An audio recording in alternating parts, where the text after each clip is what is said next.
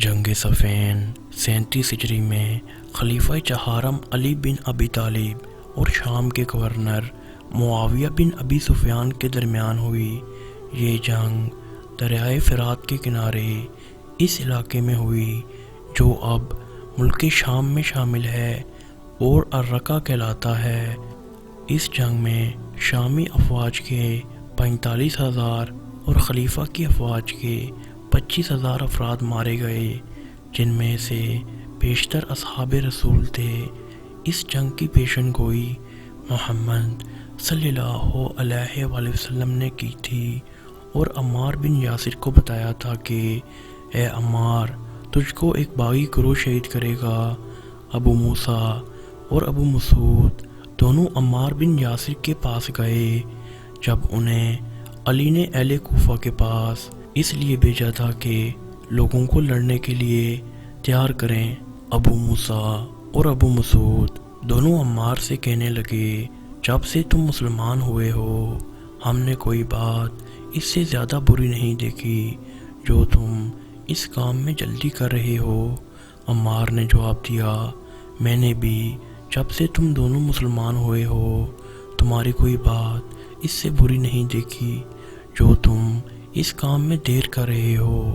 ابو مسعود نے عمار اور ابو موسیٰ دونوں کو ایک ایک کپڑے کا نیا جوڑا پہنایا، پھر تینوں مل کر مسجد میں تشریف لے گئے۔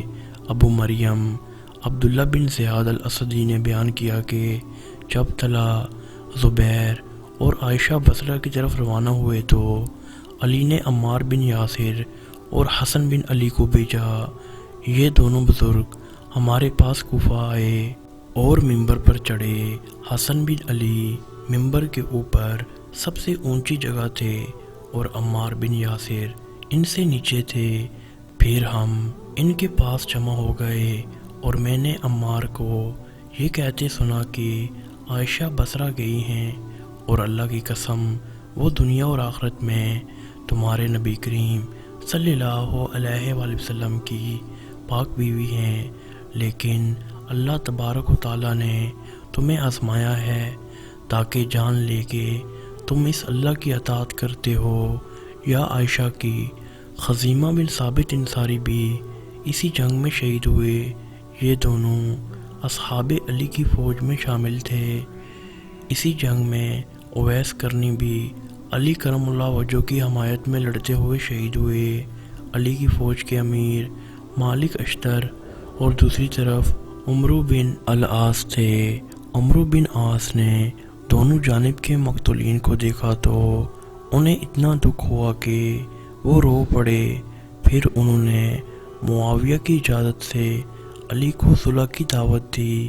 یہ ایک نہایت ہی پرخلوص اقدام تھا اور علی نے اس خلوص کا جواب خلوص سے دیا۔ عتبہ کہتے ہیں کہ ہم لوگ صفین کے میدان میں اترے اور یہاں کئی دن تک ہم نے جنگ کی۔ ہمارے مابین مقتولین کی تعداد بہت زیادہ ہو گئی اور گھوڑے بھی زخمی ہوئے۔ علی نے عمرو بن عاص کو پیغام بھیجا، مقتولین بہت زیادہ ہو گئے ہیں، جنگ روک دیجیے تاکہ ہم ان تمام مقتولین کو دفن کر لیں۔ انہوں نے اس دعوت کو قبول کیا اور اس کے بعد لوگ آپس میں گل مل گئے۔ لشکر علی کا ایک شخص جو شدت دکھا رہا تھا اسے اس کے کیمپ میں قتل کر دیا گیا اور اس کی لاش یہاں سے نکال دی گئی۔ عمرو اس خندق کے دروازے پر بیٹھے تھے اور دونوں فریقوں کے مقتولین کی تعداد ان سے مخفی نہ تھی۔ علی کے ساتھیوں میں سے ایک شخص کی لاش لائی گئی جو معاویہ کے کیمپ میں قتل کیا گیا تھا۔ عمرو یہ دیکھ کر رو پڑے اور بولے، یہ شخص مجتہد تھا، کیسے ہی ایسے لوگ ہیں جو اللہ کے حکم پر سختی سے کاربند تھے مگر مارے گئے۔ وہ دیکھ رہا ہے کہ علی اور معاویہ دونوں ہی اس کے خون سے بری ہیں۔ ابو وائل کہتے ہیں، ہم صفین میں تھے جب اہل شام کے ساتھ جنگ خوب زور پکڑ گئی۔ شامی ایک ٹھیلے پر چڑھ گئے۔ عمرو بن عاص نے معاویہ کو کہا، آپ علی کی طرف قرآن بیچ کر ان کو کتاب اللہ کی طرف دعوت دیجیے، مجھے امید ہے وہ اس سے انکار نہیں کریں گے۔ معاویہ کی طرف سے ایک آدمی علی کے پاس آیا اور کہنے لگا، ہمارے اور آپ کے درمیان اللہ کی کتاب ہے۔ علی نے اسے قبول کر لیا اور فرمایا، میں لوگوں کو اس کی دعوت دینے کا زیادہ حقدار ہوں۔ ٹھیک ہے، ہمارے اور آپ کے درمیان اللہ کی کتاب فیصلہ کرے گی۔ علی کا خط جو آپ نے شہروں کی جانب لکھا، اس میں آپ نے اپنے اور اہل صفین کے درمیان ہونے والے واقعے کو بیان فرمایا۔ ہمارے معاملے کی ابتدا یوں ہوئی کہ ہم اہل شام کے ساتھ ایک میدان میں اکٹھے ہوئے۔ ظاہر ہے کہ ہمارا اور ان کا رب ایک، ہمارا اور ان کا نبی ایک، ہماری اور ان کی اسلام کے متعلق دعوت ایک۔ اللہ پر ایمان اور اس کے رسول کی تصدیق کے معاملے میں نہ ہم ان سے بڑھ کر تھے اور نہ وہ ہم سے بڑھ کر۔ صرف ایک معاملے میں ہم میں اختلاف ہوا اور وہ تھا خون عثمان کا، جبکہ ہم اس سے بری تھے۔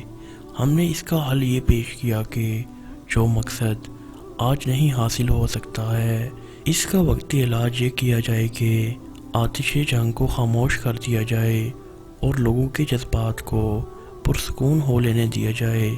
اس کے بعد جب حکومت کو استحکام ہو جائے گا اور حالات سازگار ہو جائیں گے تو ہم اتنے طاقتور ہو جائیں گے کہ قصاص کو اس کے مقام پر رکھ لیں۔